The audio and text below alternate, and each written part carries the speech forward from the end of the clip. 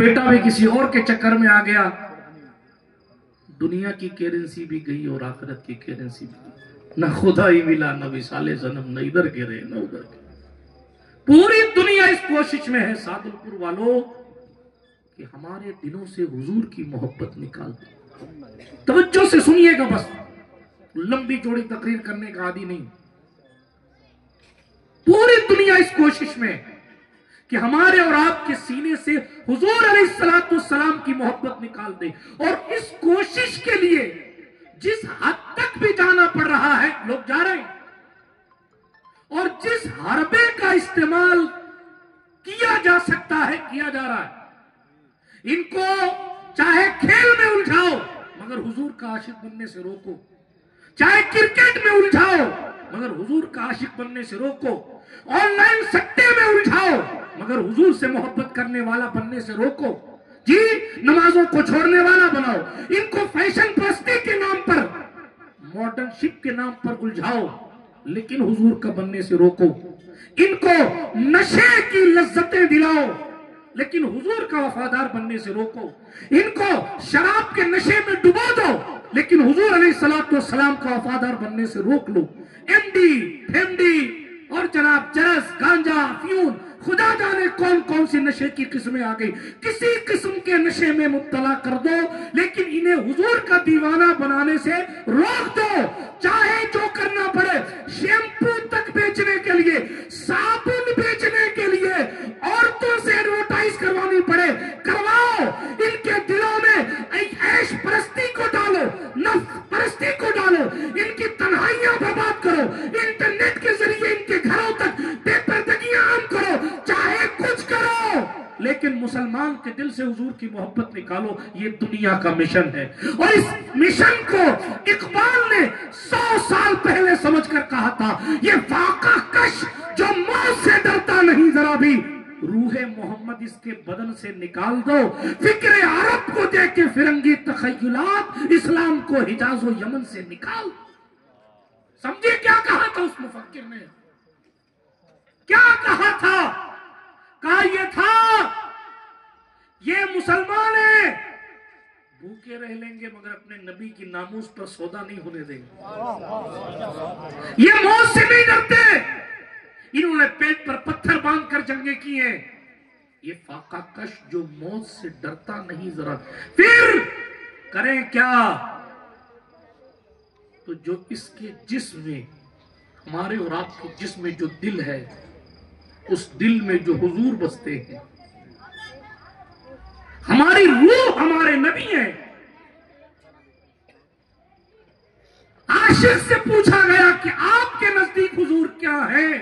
تو عاشق ابن عاشق نے کہا میرا دین و ایمان، فرشتے جو پوچھیں یا رسول اللہ تمہاری ہی جانب اشارہ کروں میں، حبیب خدا کا نظارہ کروں میں، دل و جان ان پر نثارہ کروں میں، خدا خیر سے لائے وہ دل بھی نوری، مدینے کی گلیاں بہارا کروں میں۔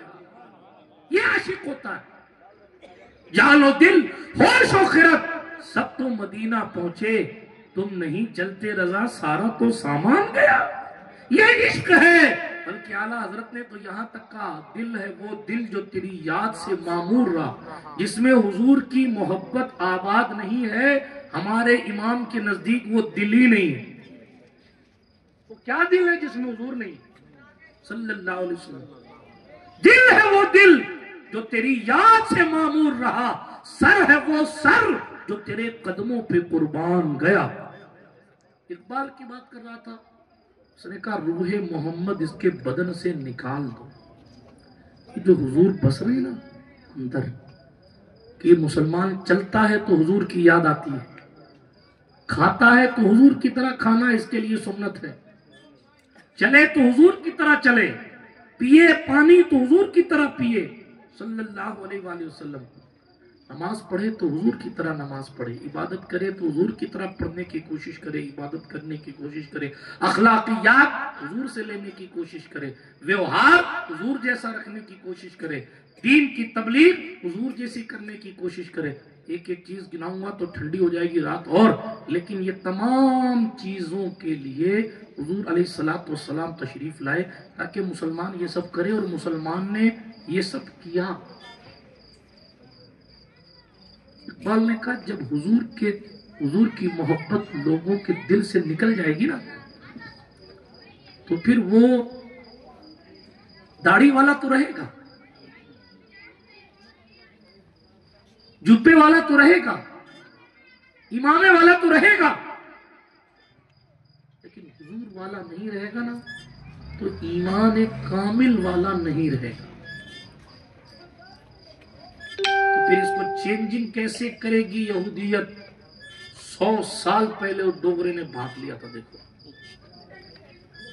فکر عرب کو دیکھ کے فرنگی تخیلات، یہ جو عرب سے سوچ ملی تھی نا، جو خیال حضور نے دیا تھا، بہت توجہ سے سننا سعد پور والوں، بات سمجھ میں آ رہی ہے آپ کو؟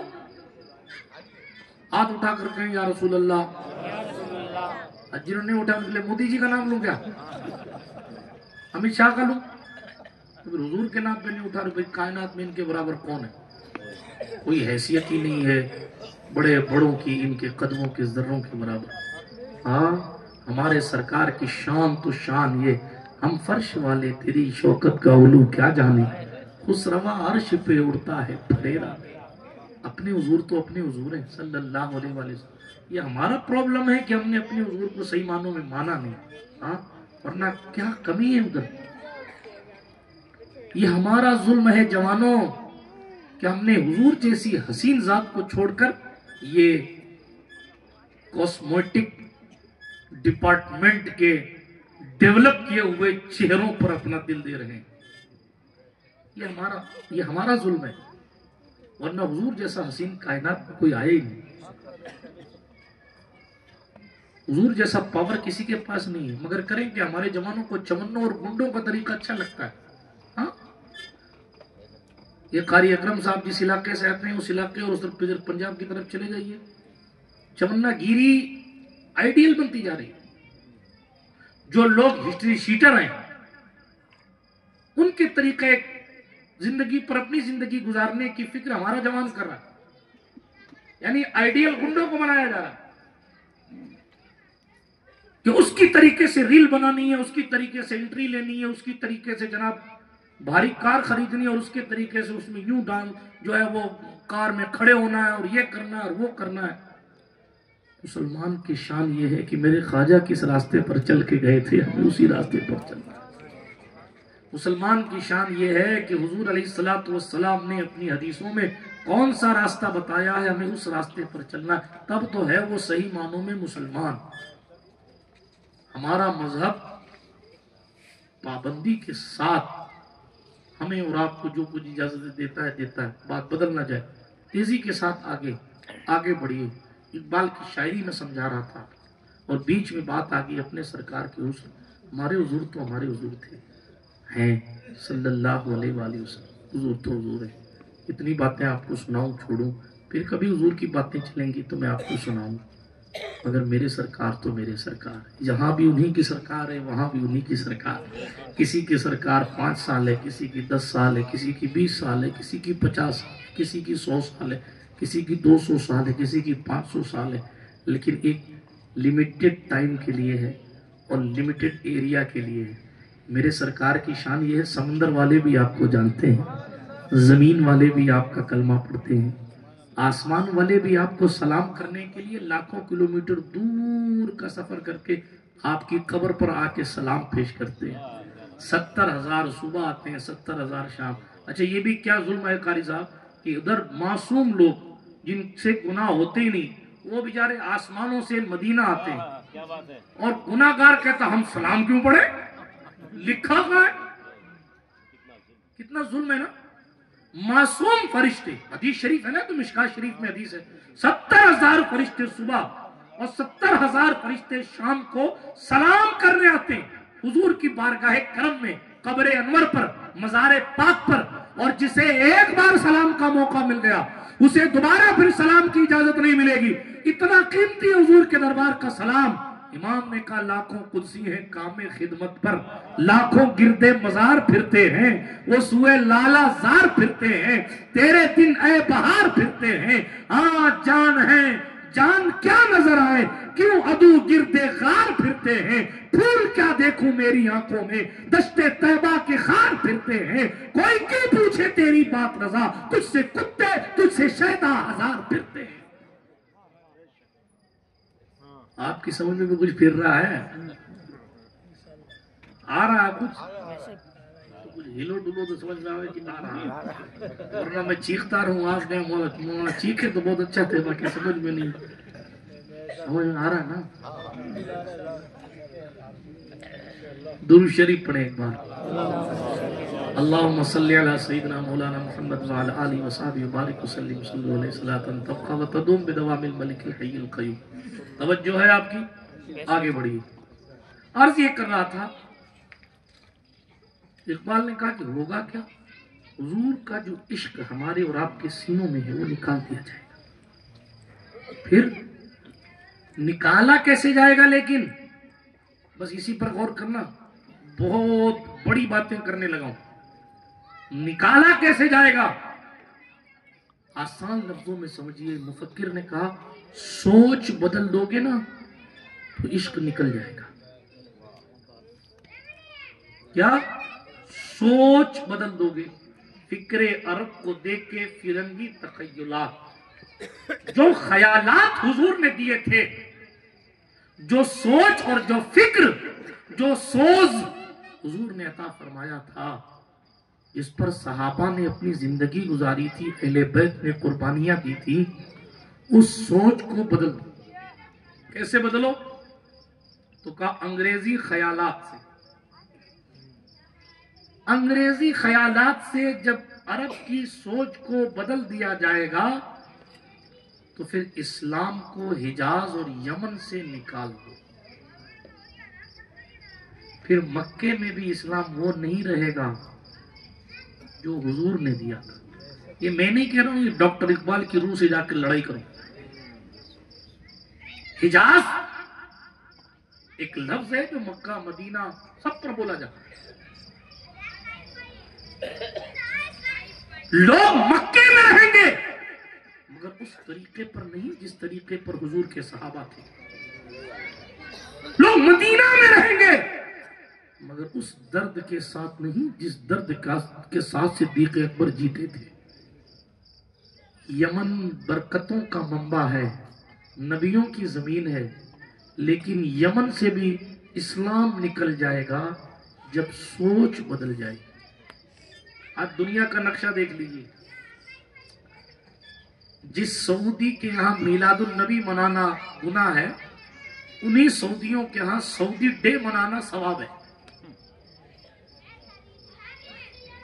حضور کی ولادت منانا ان کے یہاں شرک ہے، اور بادشاہ کا برتھڈے آ جاوے تو میلاد MBS کے ٹرینڈ چلے ہیں انٹرنیٹ پر. سوال یہ ہے کہ جو کام حضور کے لیے حرام ہے وہ کام بادشاہ کے لیے کیسے درست ہے؟ ان کو تکلیف میلاد سے نہیں ہے، ان کو تکلیف حضور سے اور حضور والوں سے. اور کیوں ہوئی یہ تکلیف؟ کیونکہ سوچ بدل دی گئی. جن کے پاس دنیا کی حکمرانی کے اصول تھے وہ عرب والے اب امریکہ اور یہودیوں کی طرح کپڑے پہننے کی طلب رکھنے لگے. سوچ بدلی نا. بہت تسلی کے ساتھ میری جملوں پر غور کیجئے گا. سوچ بدلی. یمن میں رہنے والے لوگ جن کے لباس پر امت فخر کرتی تھی، جن کی اسلامیات پر امت کو رشک تھا، وہی یمن والے لوگ جوئے سے محبت کرنے لگ گئے. کیوں؟ اس لیے کہ فیشن پرستی کے نام پر، کالج ایجوکیشن کے نام پر، ترقی اور ماڈرن شپ کے نام پر ایک ایسی سوچ بھیجے میں ڈال دی گئی جو سوچ حضور علیہ السلام کی دی ہوئی سوچ سے متصادم تھی، یعنی ٹکرا تھی. بات سمجھ آئی؟ بہت ساری باتیں اس بنیاد پر کی جا سکتی. یہ جو بیس میں نے آپ کو اتنی دیر سے سمجھا کر کھڑا کیا ہے، سوچ جب بدلی اعمال بدل گئے. اقبال پھر رویا. آج اقبال یاد آ بار بار یاد پھر رویا اور کہا قوت فکر و عمل پہلے فنا ہوتی ہے، پھر کسی قوم کی شوکت پہ زوال آتا ہے. یعنی سوچنے کی طاقت اور عمل کی طاقت پہلے ختم ہو جاتی ہے، پھر قوم کی شان خود بخود مجروح ہو جاتی ہے. آپ بتائیں، جن لوگوں نے دلی کا لال قلعہ بنایا تھا، آج اسی مسلمانوں کے لیے بورڈ لگے ہوئے ہیں کہ فلاں فلاں علاقے میں آپ زمین نہیں خرید سکتے. کیوں آئی یہ تبدیلی؟ جن لوگوں نے بھارت کی آزادی میں سینکڑوں علماء نے علامہ فضل حق خیر آبادی کے فتوے کے بعد اپنی جان اپنے مذہب اور اپنے وطن کے لیے قربان کر دی، آج انہی مسلمانوں کو شک کی نگاہ سے دیکھا جا رہا ہے کہ تم شہری ہو، واقعی انڈین ہو کہ نہیں ہو، پاکستانی تو نہیں ہو. اس کے باپ داداؤں نے اپنی خون کی ندیاں ہندوستان کے لیے بہا دی، آج ان کو اس شک کی نگاہ سے کیوں دیکھا جا رہا ہے؟ بہت ساری وجوہات میں ایک وجہ یہ ہے کہ ہم اس سوچ سے خالی ہو گئے جس سوچ کو حضور نے ہمیں اور آپ کو عطا فرمایا. اب یہ زوال ہے جو ہماری اور آپ کی نگاہوں سے ہم اور آپ دیکھ رہے ہیں، اور پوری دنیا اس کوشش میں ہے سعدل پور والوں کہ ہماری اور آپ کی سوچ کو بدل دیں. یہ تو ہو گئی بیماری. اب اس بیماری کا علاج کیا ہے؟ اس بیماری کا تقریر کا دوسرا پارٹ. وہ ادھر توجہ رکھو. او بابا درود شریف پڑھیں. اللہم صلی علی سیدنا نبینا مأوانا و ملجانا محمد وعلی آل سیدنا مولانا محمد کما تحب و ترضى بان تصلی علیہ صلاۃ و سلام علیکہ یا رسول اللہ صلی اللہ علیہ وسلم.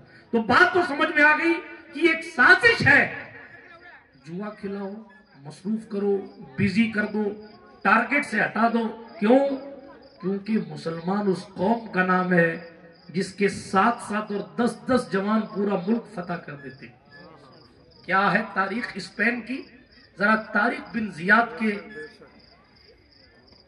زندگی کے معاملات پڑھ کے دیکھیے گا کہ کس طرح چند لوگوں نے سمندر پار کر کے اسپین اندلس کی زمین میں قدم رکھا، اور پھر ان کے لیڈر نے کہا پیچھے سمندر ہے، جاؤ گے تو تیر کے مر جاؤ گے. کشتیاں جلا دی صاحب، جہاز جلا دیے، کشتیاں جلا دی.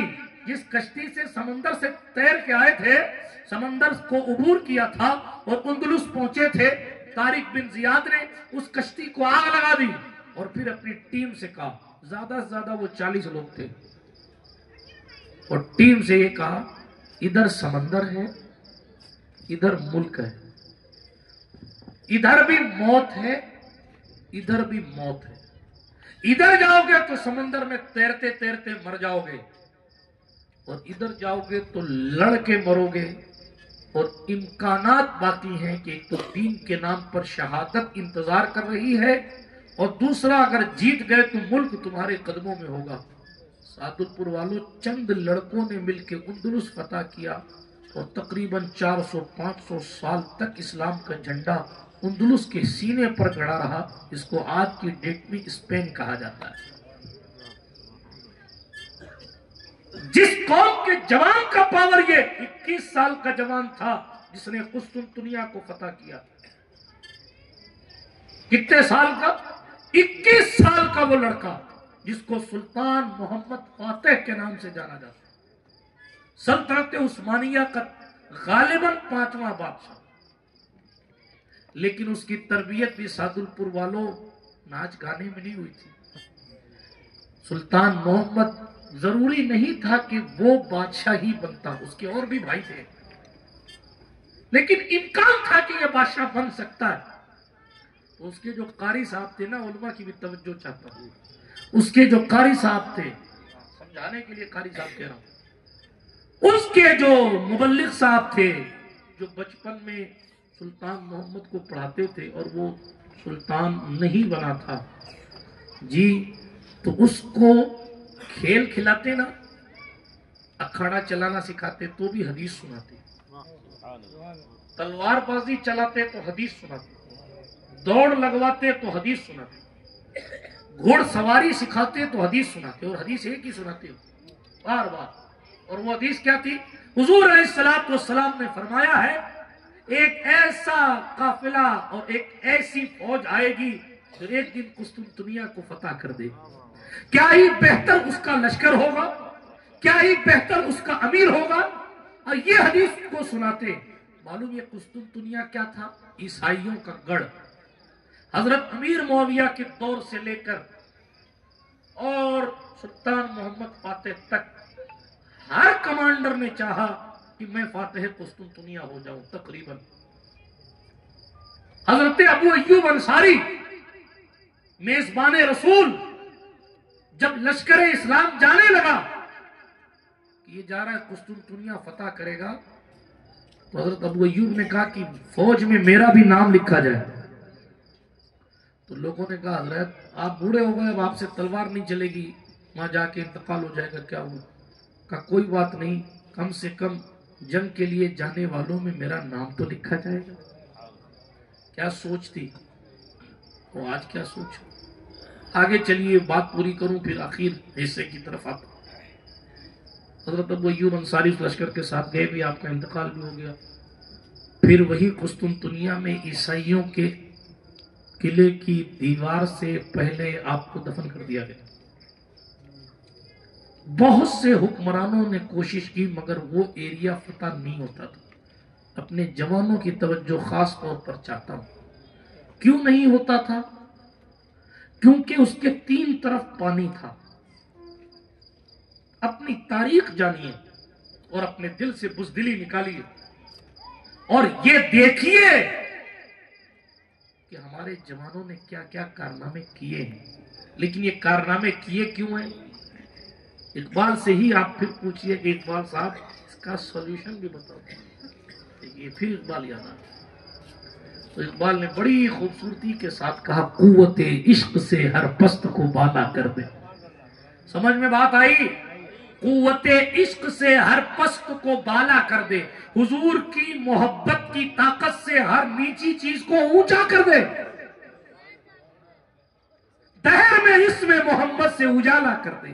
یہ جو اندھیرے پھیلے ہوئے ہیں نا، یہ بے روزگاری کے اندھیرے، یہ بربریت کے اندھیرے، یہ ظلم کے اندھیرے، یہ ستم کے اندھیرے، یہ رشتوں کے ٹوٹنے کے اندھیرے، یہ شراب نوشی کے اندھیرے، یہ سکتے اور جوئے بازی کے اندھیرے، یہ ظلم و تشدد کے اندھیرے، یہ آپس میں نفرتوں کے اندھیرے، یہ نمازوں سے سستی کے اندھیرے، ان تمام اندھیروں کو اگر روشنی سے تبدیل کرنا ہے تو بس حضور کے نام کا چراغ جلا لے. دل میں اپنے محبوب سے سچی محبت کرنے لگ جا تو یہ سارے اندھیرے اجالے میں تبدیل ہو جائیں گے. اس کو اقبال نے کہا قوت عشق سے ہر پست کو بالا کر دے، دیر میں اسم محمد سے اجالا کر دے. جس کو میرے امام نے کہا اے عشق تیرے صدقے جلنے سے چھٹے سستے، جو آگ بجھا دے گی وہ آگ لگا دے. نعرہ تکبیر، نعرہ رسالت. حضرت علامہ برادران ملت اسلامیہ عرض یہ کر رہا تھا ان تمام بیماریوں کا ایک علاج ہے اور وہ ہے حضور سے محبت. جب حضور سے محبت ہوگی تو بندہ نشہ نہیں کرے گا. کیوں؟ کیونکہ حضور یاد آ جاتے ہیں تو آنسو نہیں رکتے. کس کو فرصت ہے پھر نشہ کرنے کی؟ سچی محبت ہو جائے، سچا عشق حضور سے ہو جائے، پھر کسی اور کی بہن بیٹی پر نگاہ جمتی نہیں. کیوں؟ اب میری نگاہوں میں جچتا نہیں کوئی، جیسے میرے سرکار ہیں ویسا نہیں کوئی. جب حضور صلی اللہ علیہ وسلم سے عشق ہو جاتا ہے تو پھر گناہوں میں دل نہیں لگتا. ابھی ہمارا اور آپ کا دل گناہوں میں بہت لگتا ہے، نیکیوں میں نہیں لگتا. نماز پڑھنے جاتے ہیں تو بھاگم بھاگ، کھٹا کھٹ پھٹا پھٹ. جلسوں میں جاتے ہیں، آپ تو شریف لوگ ہیں ماشاءاللہ، ممبر شریف والے بھی، ورنہ آپ جلسوں کا بھی یہ حال ہو گیا. اپنی اپنی غزل سنا کے لوگ کنارے ہو جاتے ہیں. ہاں، اپنی اپنی غزل سن کے کوئی مشاعرہ ہو رہا، کنارے ہو. کسی سے شکوہ نہیں کر رہا، لیکن سوال یہ ہے کیا آپ کا دل محفل رسول میں لگ رہا ہے؟ اگر نہیں لگ رہا ہے تو روئیے کہ کیوں نہیں لگ رہا ہے. محب کی شان تو یہ ہوتی ہے جہاں محبوب کا ذکر ہو جائے وہاں وہ وقت کیا خود کو قربان کرنے کے لیے تیار ہو جاتا ہے کہ اپنے محبوب کی بات ہو رہی. اور ہمارا آپ کا معاملہ کیا ہے؟ سنیے قاری اکرم صاحب توجہ سے، آگے بات دور نہ چلی جائے. کچھ جلسوں کی بھی مجبوریاں ایسی ہو گئی ہیں، براتیں ہوتی ہیں، محفلیں تو ہوتی نہیں. اللہ ماشاءاللہ دیر لمبے لمبے جلسے، آدمی کتنی دیر بیٹھے آخر کار. ارے کام کی بات کر کے لوگوں کو سونے کے لیے بھیج دو، ٹاپک بدل جائے گا. ایک ہی محفل میں کئی ہنگاموں پر گفتگو نہیں کرنا چاہتا. ابھی اپنے سوسائٹی سماج سدھار پر بات کر رہے ہیں. تو سماج سدھر جائے گا جب دل میں عشق رسول آ جائے گا. سماج سدھر جائے گا جب ہم اور آپ سدھر جائیں گے. بڑا لبڑا یہ ہے کہ ہم چاہتے ہیں وہ سدھر جائے، وہ سدھر جائے، اور خود یہ ٹینشن. شروعات ہمیں اور آپ کو خود سے کرنی چاہیے. اگر ہمارے موبائل میں گانے ہیں تو خود سے شروع کریں ڈیلیٹ کر کے، اور گانے کی جگہ حضور کی نعتیں رکھیں، کیونکہ گانا سننے سے بالی ووڈ والوں کی محبت بڑھتی ہے اور نعتیں سننے سے مدینے والے کی محبت بڑھتی ہے. اب پھر لوگ لکھا کہاں والوں کے چکر میں پڑیو مت. پہلے کہہ رہا ہوں کیونکہ جب آپ گانے سنتے ہیں نا تو وہ نہیں کہتے آ کہ یہ لکھا کہاں، یہ سارا لفڑا نعت پہ ہی کرتے. نہیں صاحب نہیں، جواب دینے کی استھتی میں ہے ہم الحمدللہ، لیکن نہیں دے رہے ابھی. پھر کسی دن آپریشن والا ٹائٹل ہوگا تو اس دن بتائیں گے کہ نعت کہاں لکھی ہے اور نعت کس کس نے پڑھی ہے اور پھر حضور نے کیسے سنی ہے اور پھر اللہ رب العزت نے کیا فرمایا ہے اور پھر حسان بن ثابت کی زندگی کیا تھی، ان کی نعت کے اشعار کیا ہیں، عائشہ صدیقہ کے نعتیہ اشعار کیا ہیں، حضرت عباس بن عبد المطلب کے نعتیہ اشعار کیا ہیں، وہ پھر کبھی. ٹھیک ہے، ابھی سرسری طور پر کچھ خاص باتیں کر کے اپنی گفتگو کو ختم کرتا ہوں. حضرت کو دور جانا ہے، مجھے بھی گھر جانا ہے. توجہ ہے، ہاتھ اٹھا کر کہیں یا رسول اللہ، سبحان اللہ. اب تھوڑی سی بیداری آئی ہے، 2-4 بار میں آؤں گا تو سدھر جاؤ گے انشاءاللہ. مگر مسئلہ یہ ہوتا ہے کہ کئی دن ہو جاتے ہیں. ہماری قوم حضرت بہت بھولی ہے، صاف دل لوگ ہوتے ہیں کافی، لیکن ان کو صحیح ڈائریکشن نہیں مل پاتا، ان کو فیصلہ کرنے کی کنڈیشن نہیں مل پاتی. ہمیں کیا کرنا چاہیے ایسی سچویشن، چونکہ وہ پڑھے لکھے دین کے ہوتے نہیں اور جن سے انہیں امیدیں ہوتی ہیں وہ کما حق الا ماشاء اللہ مطمئن نہیں کر پاتے. معاف کیجئے گا، میں اپنے نفس کو بھی شامل کر رہا ہوں. اور جس کا نتیجہ یہ ہوتا ہے کہ ہم پھر انٹرنیٹ کی دنیا سے مسئلے پوچھنے اور انٹرنیٹ کی دنیا پر جدھر گاڑی دوڑ رہی ادھر اپنی بھی دوڑنے لگ جاتے. بہرحال طوفان نوح لانے سے کیا فائدہ ہے، چشم 2 اشک ہی کافی ہیں اگر اثر کریں. تو اقبال نے کہا عشق رسول کی شمع دل میں روشن کر لو. جب عشق رسول کی شمع دل میں روشن ہو جائے گی تو دنیا خود بخود تمہارے قدموں میں آ جائے گی. اور یہ کر کے دکھایا سلطان محمد فاتح نے. فاتح کا قصہ زمانے بعد یاد آیا، سنا دوں گی چھوڑ دوں؟ سنا دوں؟ سنیے، اپنی شان کو پہچانے. لوگ آپ کو جان کر کے بزدل بنانا چاہ رہے ہیں. یہ میں کیوں سنا رہا ہوں؟ تاکہ آپ کو پتا چلے آپ کی حیثیت صرف گیم کھیلنے یا پب جی کھیلنے یا 2 روپے اس پہ حرام کمانے کی نہیں ہے. آپ کی ہماری حیثیت پوری دنیا میں انقلاب برپا کرنے کی. آپ کی ہماری حیثیت کسی سڑک چھاپ عشق میں کسی کی محبت اس میں اس کے پلو سے بن جانے کی نہیں ہے. آپ کی ہماری حیثیت ایک خاتون کی عزت بچانے کے لیے ملک کا تختہ پلٹ کر دینے والی ہے. جی کیوں آیا تھا محمد بن قاسم؟ پڑھا آپ نے؟ کیوں ہندوستان میں محمد بن قاسم آیا تھا؟ پڑھا آپ نے؟ نہیں معلوم آپ کو؟ راجہ طاہر کی حکومت تھی اور اس حکومت کے دور میں ایک مسلمان عورت کی عزت پر حملہ ہونے والا تھا. اس نے اپنے خون سے اپنے درد دل کو لکھ کر حجاج بن یوسف ثقفی کے نام پہ خط لکھا تھا.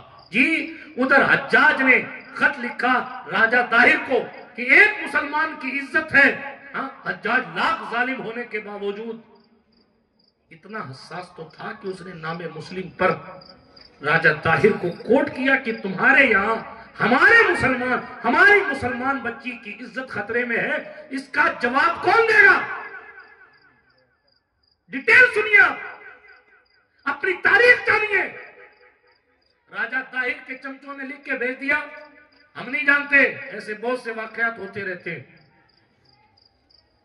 ادھر سے حجاج بن یوسف ثقفی کی ٹیم نے لکھ کے بھیجا، اگر تم مسلمانوں کی شہزادیوں کی عزت کے بارے میں کچھ خیر نہیں لیتا تو پھر ہم تجھے آ کر بتائیں گے کہ خیریت لینا کس کو کہتے ہیں. پھر ایک کمانڈر آیا، واپس گیا. پھر محمد بن قاسم آئے. کیوں آئے؟ سعد الپور والوں، ایک عورت کی عزت کی حفاظت کے لیے محمد بن قاسم لشکر لے کر سندھ کا فاتح آیا. راجہ طاہر کی حکومت کی اینٹ سے اینٹ بجا دی، اس کو اسی کے قلعے میں محصور کر دیا اور اس کو اپنے قدموں پہ گرایا. اور جناب جب راجہ طاہر معافی مانگتا تھا تو محمد بن قاسم کہتے تھے، پوچھا گیا کیا رشتہ ہے تیرا اس خاتون سے جس کی عزت کے لیے جان پر کھیل گیا؟ تو ابن قاسم نے کہا تھا رشتہ صرف یہ ہے کہ وہ بھی محمد رسول اللہ کا کلمہ پڑھتی ہے اور میں بھی محمد رسول اللہ کا. کل صرف کلمے کے رشتے پر لوگ جان پر کھیل جاتے تھے عزت بچانے کے لیے. آج اپنے گھروں میں ہمارا جوان عیاشیوں کی محفل سجا رہا ہے، اپنی چچا کی بیٹی اور پھوپھو کی بیٹی کو گندی نگاہ سے دیکھ رہا اور پھر کہہ رہا ہے کہ ٹرمپ کی سازش ہے جو ہمارا یہ حال ہو رہا ہے. ہاں سچی بات یہ ہے، تو ادھر ادھر کی نہ بات کر، یہ بتا کہ قافلہ کیوں لٹا. مجھے رہزنوں کی خبر نہیں، تیری رہبری سے سوال ہے. سوچیں آپ کیسے مسلمان تھے.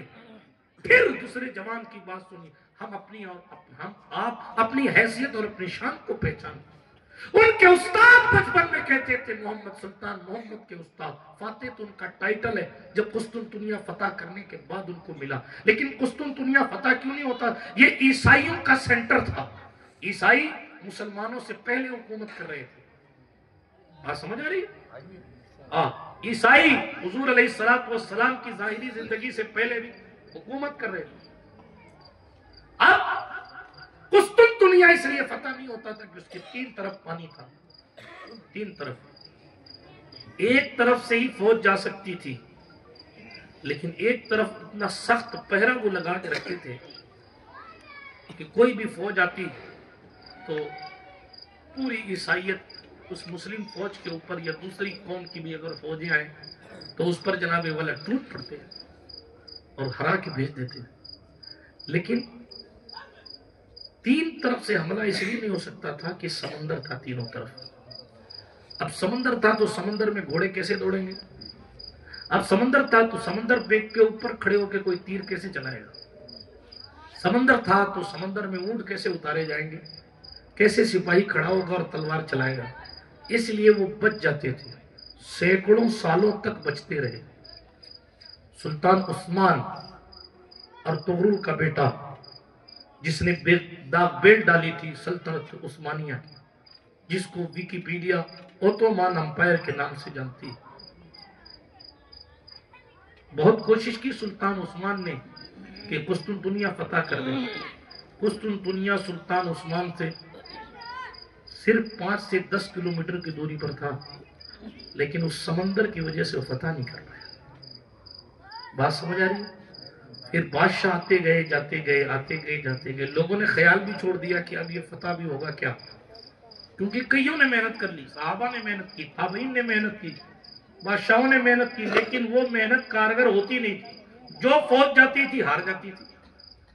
اور جیت اس لیے جاتے تھے عیسائی، کیونکہ ایک طرف سے ہی فوج آ سکتی تھی اور بھرپور حملہ کرتے تو ان کے سپاہی ظاہر ہے کہ مار دیے جاتے تو واپس پلٹ جاتے تھے، لیکن قدرت پھر قدرت ہے۔ اور اسلام کے جوانوں کی تاریخ پڑھیے آپ، باچیں کھل جائیں گی۔ اس 21 سال کا جوان، 21 سال کا تو بعد میں ہوا، بچپنے سے اس کے استاد اس کو پڑھاتے تھے۔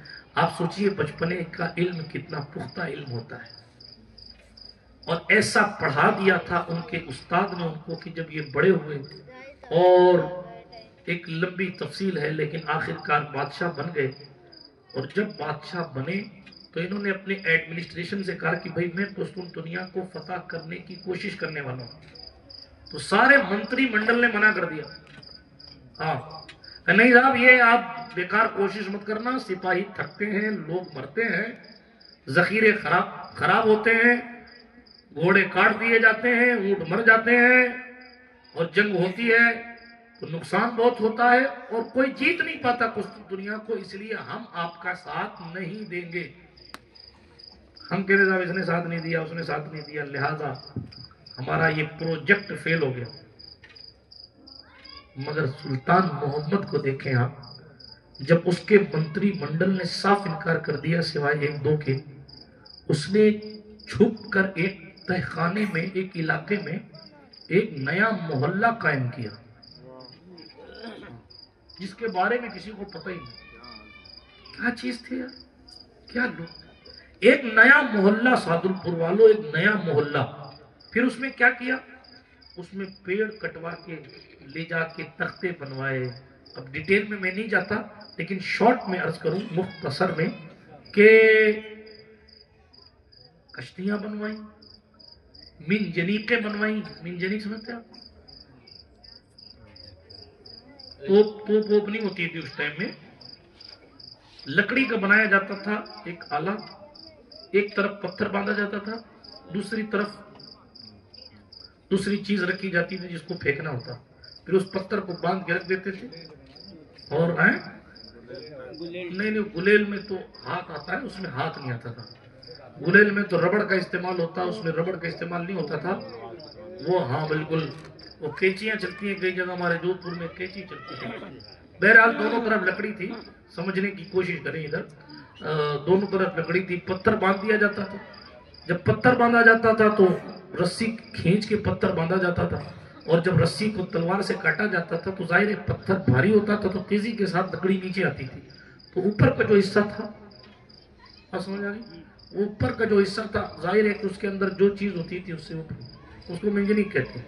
بہرحال منجنیق بنوائی اس نے، منجنیق بنوانے کے ساتھ نئی تلواریں، نئے نیزے، بالکل ڈپارٹمنٹ سے ہٹ کر بادشاہ نے پرانی چیزوں کا استعمال کرنے کے بجائے، توجہ ہے آپ کی، ٹرین میں مجھے جانا آپ کو نہیں جانا، ادھر دیکھو، پورا محلہ بسایا، بنایا، اور جنگ کی پوری تیاری اس نے اس محلے میں کی، اس علاقے میں کی، اور کسی کو کانوں کان خبر نہیں لگ رہی۔ ایک مخصوص ٹیم بنائی چند لوگوں کی، اور اس مخصوص ٹیم کی ذمہ داری دے دی، لکڑی لانا تمہارا کام، یہ بڑھئی ہوں گے، یہ تلوار بنانے ہوں گے، دوسرے ملک سے آدمی بلائے۔ ظاہر بات ہے کہ اگر اپنے منتری منڈل سے کسی کو لے کے جاتا لوگوں کو پتہ چل جائے گا کہ بڑے صاحب کہاں گئے، اپنے تلوار بنانے والے کہاں گئے، دمیر صاحب کہاں گئے، لوہار صاحب کہاں گئے، تلوار بنا کے صاحب وہ لوہار صاحب ادھر کہیں گئے، اس لیے اس نے لوہار بھی نیا رکھا، بڑئی بھی نیا رکھا، سب پورا ڈپارٹمنٹ نیا کر دیا، اللہ اکبر، اور کسی کو کانوں کان خبر نہیں، صرف اس کی اسپیشل ٹیم جانتی تھی کہ تیاری ہو رہی۔ جب پوری تیاری کر لی تو اس نے منتری منڈل کو جمع کیا، اور جمع کر کے کہا کہ میں نے قسطنطنیہ کی جنگ کی پوری تیاری کر لی ہے، آپ لوگوں کو ڈرنے ڈرانے کی ضرورت نہیں ہے، آپ لوگوں میں سے کتنے لوگ میرا ساتھ دینا چاہتے ہیں وہ میرا ساتھ دیں، اور جو نہیں دینا چاہتے ہیں وہ یہی بیٹھے، لیکن میں کسی کی سنوں گا نہیں، میں قسطنطنیہ فتح کرنے جاؤں گا۔ بڑے بڑے ہوشیار ترین لوگ کہنے لگے نہیں نہیں بادشاہ، لوگ مار دیے جائیں گے، آپ اپنے ارادے میں کامیاب نہیں ہوں گے۔ بادشاہ ایک ہی بار بار کہتا تھا کیسے نہیں ہوں گے جب حضور نے فرما دیا ہے کہ ایک دن یہ قسطنطنیہ فتح ہو ہی جائے. جہاں ارادے ٹوٹ گئے تھے، جہاں امیدیں ختم ہو گئی تھی، جہاں امیدوں کی کرن بجھ گئی تھی، وہاں اگر کوئی چیز امید کی روشنی بن کر چمک رہی تھی تو وہ حضور کا فرمان تھا، وہ حضور صلی اللہ علیہ وسلم کا فرمان تھا. اور سلطان کا حضور سے عشق کہ جب حضور نے کہا ہے کہ یہ جگہ ایک دن فتح ہوگی، اسلام کے دامن میں آئے گی، یہ جگہ ایک دن مسلمان عیسائیوں سے لے لیں گے، تو پھر آپ یہ کیسے کہہ سکتے ہیں مولانا صاحب کہ یہ ادھر مت جاؤ، جیت نہیں پاؤ گے؟ مجھے تو اپنے حضور کے فرمان پر بھروسہ ہے.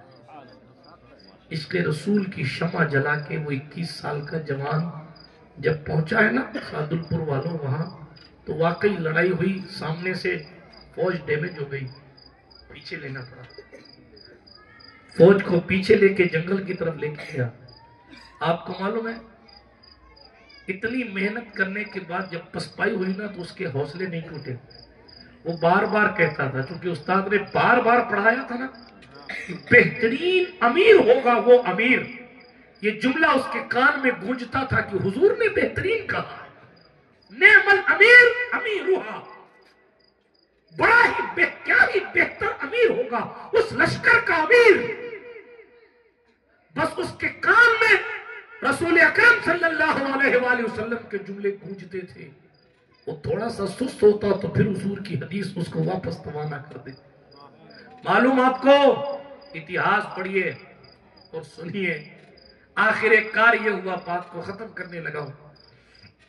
آخر کار یہ ہوا 40 دن تک. کتنے دن تک؟ 40 دن تک محاصرہ کرے. بادشاہ جنگل میں بیٹھا رہا، جنگل میں بیٹھا رہا. یہ اندر بھی مسلمان ہے، مسلمانی. تم کو کون ہو؟ مرنا ہے تم کو دیا. جنازہ ہی مولوی میں سے کوئی پڑھائے گا تمہارا، ایک دن تو پڑھا نہیں. اس سے پہلے کہ کوئی پڑھا دے، ذرا جو پڑھایا جا رہا ہے اس کو سن لیں تاکہ آسانی ہو جائے. مرنا تو سب کو ہے، مجھے بھی آپ، لیکن موت آسان کرنے کے لیے حضور کی باتیں سننی چاہیے. ہماری قوم کا زوال یوں ہی نہیں، خدا نے اس قوم کی حالت اب تک نہیں بدلی. نہ ہو خود شوق جسے اپنی حالت کے بدلنے کا. چاروں طرف ظلم ہے، مصیبتیں ہیں، بے برکتی ہے، آپس میں جھگڑے ہیں، رزق کی قلت ہے، ہاں مال کی کمی ہے، اور جہاں مال کی زیادتی ہے وہاں اعمال کی کمی ہے. لیکن اس کے باوجود بھی ہمیں ٹینشن نہیں، کچھ مست ہے. اپنے پاس تو بورڈنگ پاس ہے، اپنے پاس تو بورڈنگ پاس ہے، سیدھے جنت میں جائیں گے. معاف کرنا، جنت کسی کے باپ کی نہیں. رسول پاک کو جنت کا مالک اللہ نے بنایا ہے، اور ان کی سگی شہزادی رات رات بھر رو رو کر دعا کرتی. تو آما شما کی اوقات کیا ہے؟ بات پوری کروں. خیر میری ڈیوٹی میں اپنی نبھاتا ہوں اور اپنی گفتگو کو ختم کرتا ہوں. بات آئی سلطان محمد کی تو نتیجہ یہ ہوا 40 دن تک وہ بیٹھا رہا. اس کے حوصلے ٹوٹے نہیں.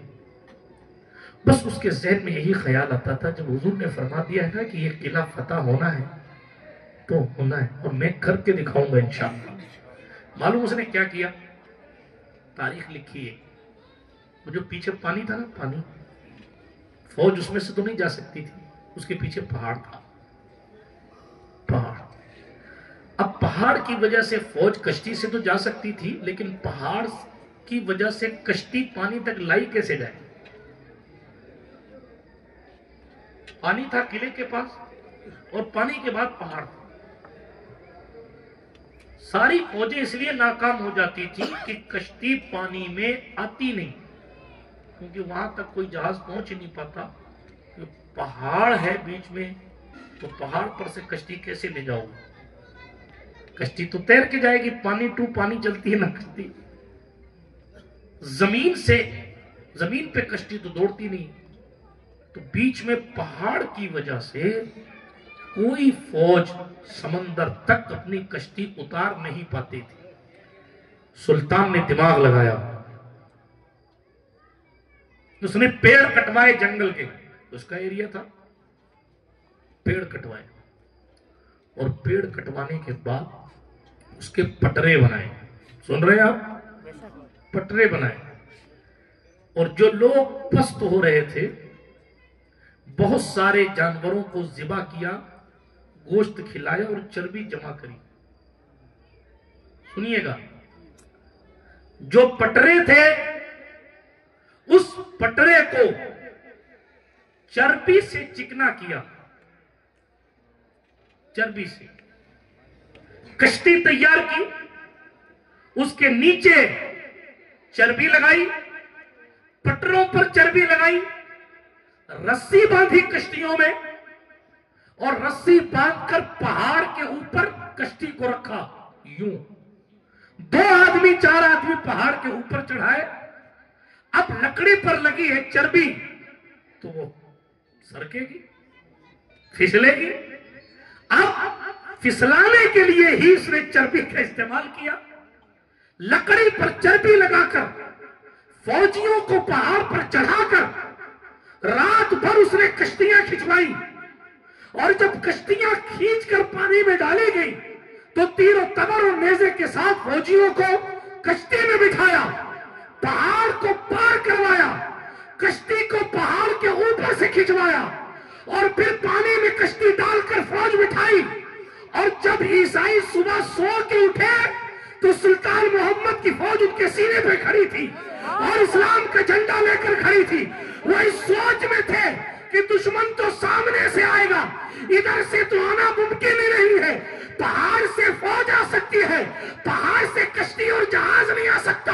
لیکن وہ 21 سال کے لڑکے نے اپنا دماغ لگا کر جناب ان کشتیوں کو پانی میں اتار کر اور قسطنطنیہ کی دہلیز پر اسلام کے سپاہیوں کو کھڑا کیا. اسلام کا جھنڈا لے کر اس کی فوج پہنچی. عیسائیوں نے تلواریں رکھ دی اور کہا جب سینے پر آ چکے ہو تو اب ہم تم سے جنگ نہیں کر سکتے. عیسائیوں نے قلعہ حوالے کر دیا اور سلطان محمد نے قلعے کی دہلیز پر کھڑے ہو کر کہا، میرے پیغمبر نے جو کہا تھا صدیوں پہلے کہا تھا، دنیا کہتی تھی کہ یہ ممکن نہیں ہے، مگر خدا کے فضل سے دنیا جھوٹی ہو سکتی ہے مگر محمد عربی کا فرمان جھوٹا نہیں. یا رسول اللہ، نعرہ تکبیر، نعرہ رسالت. جناب اس نے حضور کی محبت کی وجہ سے، حضور کے قول کی وجہ سے قسطنطنیہ فتح کیا اور اس کو بڑا کیا. حضرت ابو ایوب انصاری کے مزار کو چونکہ میزبان رسول ہیں اور یہ غلام رسول ہیں، صحابی کی عزت تو صحابی کی عزت، فاتح کی فتوحات اپنی جگہ، مگر حضور کے وفاداروں کی شان تو نرالی ہے. تو سرکار ابو ایوب انصاری کے مزار کو ڈھنگ سے بنوایا، قلعے کے احاطے میں لے کر آیا، مسجد بنائی اور عیسائیت سے وہ قلعہ چھین لیا. آج تک وہ مسلمانوں کے ہاتھ میں ہے. اسی قسطنطنیہ کو آج استنبول کہا جاتا ہے.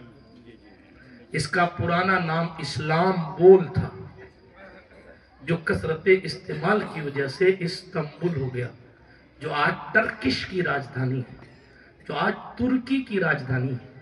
اس ترکی کی راجدھانی کو فتح 21 سال کے لڑکے نے کیا. کل 21 سال کا لڑکا دنیا میں انقلاب بپا کرتا تھا. آج 26 سال کے دولہا کو پہلے رٹایا جاتا ہے. قاضی صاحب جب کہیں گے نا لا الہ الا اللہ تو یوں جواب دینا، یوں جواب دینا. اور پھر بھی جب وہ جواب دیتا ہے تو قاضی صاحب کہتے ہیں پڑھ بیٹا لا الہ الا اللہ، تو سامنے سے کہتا ہے الہ الہ الا اللہ. حالات ہے رونے کا مقام، رونے کا مقام. اور اتنا سب ہونے کے باوجود بھی چائے بیچ رہے ہیں. یہ نہیں کہ دین پڑھیں یا دین سیکھیں. معاف کرنا برا لگے تو نہ بھی معاف کرنا تو مت کرنا. میں دل آزاری کے لیے نہیں کہہ رہا ہوں، میں تو اصلاح معاشرہ میں بول رہا ہوں. جملے سخت لگ رہے ہیں تو آپ، میں آئینہ ہوں دکھاؤں گا داغ چہرے کے، جسے برا لگے سامنے سے ہٹ جائے. شیشے کا کام ہوتا ہے چہرے کے داغ دکھانا، میرا کام ہے حالات کے داغ دکھانا. تو دوست 21 سال کے لڑکے نے انقلاب پپا کیا، اور آج 21 سال کے لڑکے کو پورا ڈپارٹمنٹ ہی سمجھ جائے. قاضی صاحب بھی نکاح پڑھانے آئے نا، میں نے فلاں کی بیٹی کا نکاح، فلاں ابن فلاں بنت فلاں کا نکاح بعوض مہر مطلق ما نان و نفقہ سکنا کے. وہ قاضی صاحب کہہ رہے ہیں یہ انتظار کر رہا ہے کہ اپنے کو اتنا ہی سیٹ کیا گیا ہے کہ قبول ہے کب کہنا ہے.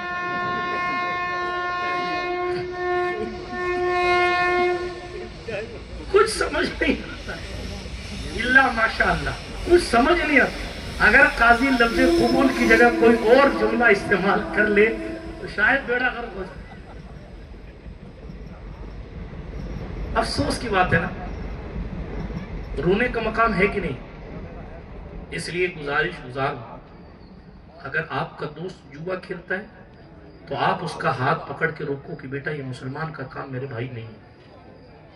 آپ بے نمازی ہیں، توبہ کیجئے اور نمازوں کی پابندی کیجئے. بڑھاپے کا انتظار مت کیجئے کہ جب گھٹنے کام کرنا بند ہو جائیں گے تو کرسی کنارے رکھ کے مسجد میں نماز پڑھنے آئیں گے. نہیں. ہاں کرسی کا بہت مفتی صاحب کہہ رہے ہیں. دیکھو لوگ اپنے آپ کو امریکہ کا راجپتی سمجھتے ہیں. احکم الحاکمین کے دربار میں کرسی لگانا ڈر نہیں لگتا. مولا حسین کا سگا بیٹا جس کو امام زین العابدین کہا جاتا ہے، وہ جب وضو کرتے تھے نا تو چہرہ پیلا ہو جاتا. کسی نے پوچھا کہ آپ ابن زیاد سے نہیں ڈرے، اس نے آپ کے پورے خاندان کو قتل کر دیا، آپ اس کے سامنے تقریر کر رہے تھے اور وضو کرنے سے ڈر جاتے؟ تو مولا علی کے سگے پوتے نے جواب دیا اس لیے کہ میں جس کی بارگاہ میں کھڑا ہونے جا رہا ہوں نا وہ احکم الحاکمین ہے. بات سمجھ شریف میں آئی؟ اور ہم یوں اونٹوں کی طرح اور سانڈوں کی طرح مسجد میں آ رہے ہیں. اللہ کے گھر کا کوئی لحاظ اور خیال ہی نہیں. اس لیے نماز ہوتی ہی نہیں ہوتی ہے کوئی غلط مسئلہ مفتی صاحب بتائیں. جب تک ضرورت شریعہ متحقق نہ ہو تب تک کہ جناب والا آپ بیٹھ کر نماز نہیں پڑھ سکتے. اور آپ قیام کر سکتے ہیں پھر بھی نہیں کر رہے ہیں، قیام فرض ہے، آپ کی نماز نہیں ہوگی. اتنی محنت سے نہا دھو کے بہترین قسم کا صابن اور شیمپو کا استعمال کر کے جمعہ پڑھنے گئے، فرشتوں نے لپیٹ کے آپ کے پھینک دیا پیچھے، بس وہی نہیں چلا گیا. کیا ملا؟ عذاب کما کیا ہے. اور نعوذ باللہ جمعہ چھوڑنے کا عذاب الگ، نماز چھوڑنے کا عذاب الگ، اور خدا کے دربار میں گناہ الگ کمائے. اللہ کی پناہ. اس لیے اللہ کی بارگاہ بے نیازی میں سراپا ادب بن کر آیا کرو اور نمازوں کی پابندی کیا کرو اور حرام کھانے والوں سے کوسوں دور رہا کرو. جس کے دل میں حرام چلا گیا یا حرام پی لیا یا حرام کھایا پھر اس کے دل میں حضور کی محبت نہیں آتی. ہمارے اور آپ کے رسول علیہ السلام نے فرمایا جو اللہ پر اور قیامت کے دن پر ایمان رکھتا ہے وہ اس دسترخوان پر بھی نہیں بیٹھتا، اس ٹیبل پہ بھی نہیں بیٹھتا جس پر شراب رکھی جاتی ہو. پینا تو دور کی بات ہے نا، نشہ کرنا تو دور کی بات ہے، وہ اس ٹیبل سے بھی دور رہتا ہے. بات سمجھ شریف میں آ رہی ہے؟ اس لیے یہ ہمارا آپ کا کام نہیں. یہ بدنگاہی کرنا، بہت سے بدنگاہی کرنے والے ایسے ہیں جو جب ان کا انتقال ہوا نا تو وہ کافر ہو کے مرے. جب پوچھا گیا کہ بھئی یہ عذاب کیوں ہوا تو کہا ان کا حال یہ تھا کہ جب کسی اور کی بہن بیٹی پر نگاہ ڈالتے تھے تو جب تک کہ وہ نگاہ سے اوجھل نہیں ہو جائے تب تک نگاہ ہٹاتے نہیں تھے. اس کی منحوسیت کی وجہ سے ان کا خاتمہ کا کفر پر ہوا اور ساری زندگی مسلمان رہنے کے باوجود بھی یہ کافر ہو کے مرے. بات سمجھ آ رہی ہے؟ اس لیے ہمیں اور آپ کو چاہیے کہ ہم خود سے شروعات کریں. جو نماز نہیں پڑھتے انہیں چاہیے کہ نماز پڑھیں. ہم اپنے امام صاحب کے پاس جائیں، آدھا گھنٹہ قرآن پاک پڑھنا سیکھیں. آپ کو اینڈرائڈ چلانا، ایپل چلانا، آئی او ایس چلانا، آئی فون چلانا آتا ہے تو آپ کو قرآن پڑھنا کیوں نہیں آتا؟ آپ کو گانے یاد ہیں تو آپ کو سورہ فاتحہ یاد کیوں نہیں؟ آخر ایک دن مرنا ہے اور قیامت میں یہ پوچھا جانا ہے اور جواب ہر بندے کو اپنا اپنا دینا ہے. پیر صاحب کا جواب پیر صاحب دیں گے، مرید صاحب کا جواب مرید صاحب دیں گے، ٹھیک ہے؟ استاد کا جواب استاد دے گا، شاگرد کا جواب شاگرد دے گا، ہاں دادا کا جواب دادا دے گا، پوتے کا جواب پوتا دے گا. اس لیے ہر ایک کو چاہیے. ہمارے اور آپ کے رسول علیہ السلام کی مشہور حدیث ہے کلکم راعٍ وکلکم مسئول عن رعیتہ، تم میں سے ہر ایک نگہبان ہے اور ہر ایک سے اس کی رعایا جو اس کے انڈر ٹیکنگ لوگ ہیں اس سے اس کے حوالے سے سوال کیا جائے گا، پوچھا جائے گا. اس لیے چاہیے کہ دوست اپنے دوست کی خیریت لے. مولا علی نے فرمایا دوست وہ ہوتا ہے جو اپنے دوست کی آخرت کی فکر کرتا ہو. بات سمجھ آ رہی ہے؟ ہاں، روٹیاں توڑنے والا دوست نہیں ہوتا. شادی کے 4 دن پہلے اور شادی کے 4 دن بعد ساتھ ہو جائے تاکہ صبح علی کے ڈبے میں نذرانے ملتے رہیں، اس کو دوست نہیں کہتے. مولا علی فرماتے ہیں دوست سچا وہ ہے جو اپنے دوست کی آخرت کی فکر کرے کہ نماز کے ٹائم اگر وہ مسجد کے باہر سے گزرے یا چائے کے ہوٹل پہ بیٹھا رہے تو اس کا ہاتھ پکڑ کے کہے نہ تجھے جہنم میں جلنے دوں گا نہ میں جلوں گا، چل تو بھی نماز پڑھتے اور میں بھی نماز پڑھتا ہوں، چل تو بھی نماز پڑھ اور میں بھی نماز پڑھتا ہوں. بات سمجھ آئی؟ یہ ہے سچی دوستی. ورنہ یہ دنیا ہے، آدھی دنیا سے زیادہ فتح کرنے والا سکندر پتہ نہیں کہاں ہے، جس کی پہلوانی کے چرچے تھے رستم پتہ نہیں کہاں ہے، جس کی دولت کے چرچے تھے وہ قارون زمین میں دھسا دیا گیا ہے، جس کے غرور کو آج بھی دنیا کوستی ہے اس نمرود کا وجود نہیں رہا، جس کو خدائی کے دعوے کا بھوت چڑھا تھا اس فرعون کا آج عزت سے کوئی نام نہیں لیتا. نہ کوئی بادشاہ زندہ ہے نہ وزیر زندہ ہے، لیکن میرے مصطفیٰ کے در کا ہر فقیر زندہ ہے. قرآن مقدس نے اسی کو کہا جس کو میں نے خطبہ مشرفہ مسنونہ کے بعد تلاوت کرنے کا شرف حاصل کیا تھا. وَاتَّبِعْ سَبِيلَ مَنْ أَنَابَ إِلَيْهِ، اتباع کر، پیچھے چل اس راستے کے جو راستہ میری طرف لاتا ہے. اس لیے سعدل پور والوں، ہمارا کام ہر ایک راستے پر دوڑ لگانا نہیں، ہمارا اور آپ کا کام اسی راستے پر چلنا ہے جو راستہ خدا کی رحمتوں کے قریب کرتا ہے. بات سمجھ میں آ رہی ہے؟ کوشش کریں گے انشاءاللہ. اللہ پاک کہنے سننے سے زیادہ عمل کی توفیق عطا فرمائے. جن لوگوں نے اس محفل کو سجایا سنوارا، آپ لوگ اتنی دیر سے بیٹھے رہے، اللہ پاک سب کی محنتوں کوششوں کو قبول فرمائے. ہمیں جو نیک بندہ ہے ہر 40 میں ایک نیک ہوتا ہے، جو بھی نیک بندہ اس کے صدقے اللہ اس محفل کو قبول فرما کے ہمارے لیے ہمارے گناہوں کا کفارہ فرما دے. گفتگو کے درمیان کوئی جملہ غیر شرعی نکل گیا ہو، آپ سب کو گواہ بنا کر اپنے رب کی بارگاہ میں توبہ کرتا ہوں. استغفر اللہ تعالی ربی من کل ذنب واتوب الیہ. اشہد ان لا الہ الا اللہ وحدہ لا شریک لہ واشہد ان سیدنا محمدا عبدہ ورسولہ. سبحانک لا علم لنا الا ما علمتنا انک انت العلیم الحکیم. وآخر دعوانا ان الحمدللہ رب العالمین. ماہ مدینہ اپنی تجلی عطا کرے. یہ ڈھلتی چاندنی تو پہر دوپہر کی ہے. السلام علیکم ورحمۃ اللہ وبرکاتہ. مصطفیٰ جان رحمت لاکھوں سلام. مصطفیٰ جان رحمت لاکھوں سلام. شمع بز میں ہدایت لاکھوں سلام. شمع بز میں ہدایت لاکھوں سلام. شہریار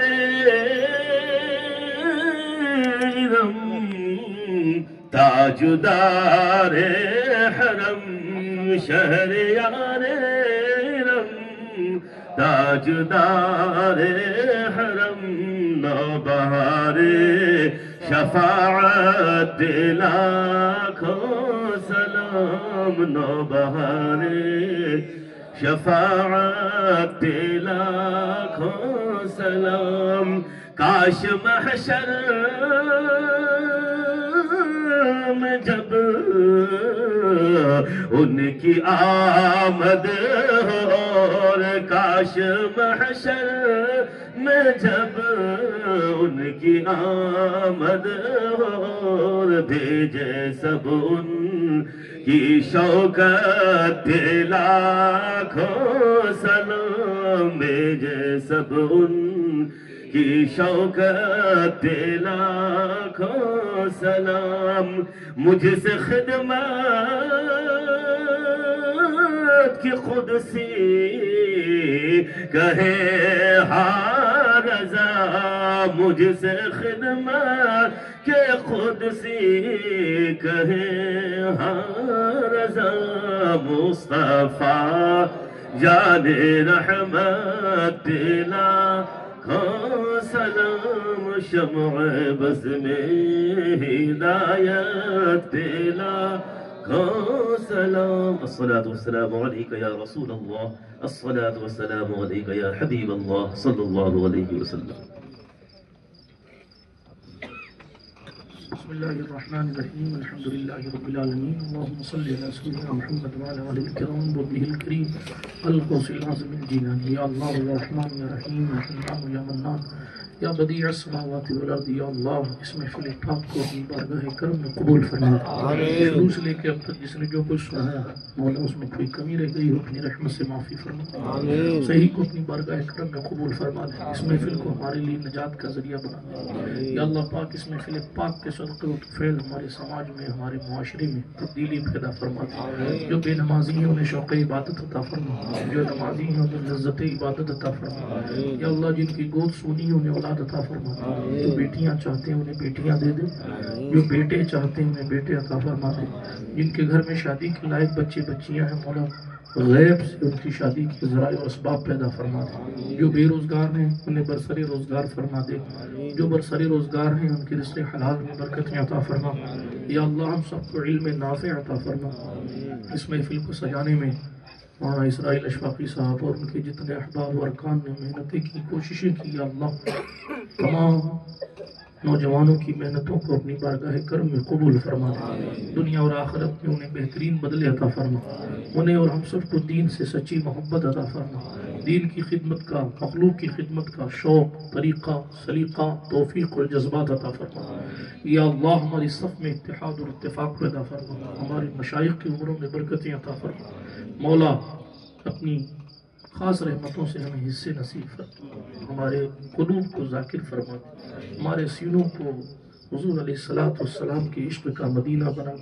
رونے والی آنکھیں عطا فرما. سوز محبت رسول عطا فرما. ہماری تنہائیوں کو بہتر فرما دے. یا اللہ تاثیر والی زبان عطا فرما.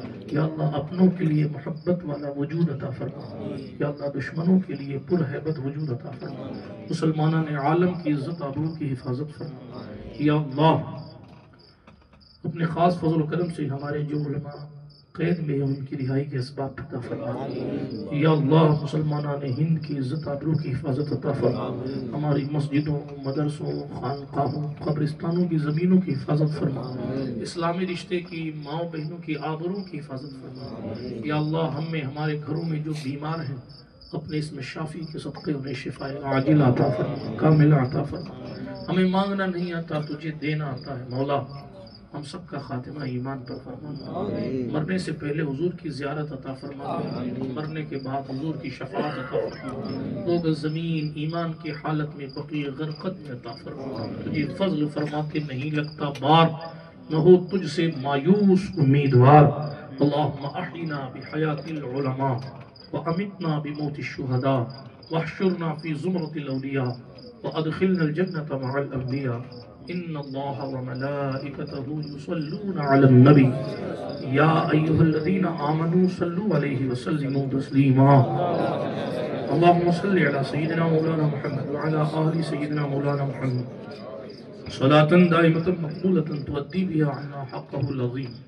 نادی علی مظہر العجائب تجدہ عونا لک فی النوائب. کل ہم وغم سینجلی بعظمتک یا اللہ وبنبوتک یا رسول اللہ وبولایتک یا علی یا علی یا علی. برائے پنجتن یا سید اشرف جہانگیر سمنانی ادھر بھی ایک نظر کر دو میٹے ساری پریشانی. حسبی ربی جل اللہ ما فی قلبی غیر اللہ نور محمد صلی اللہ حق لا الہ الا اللہ.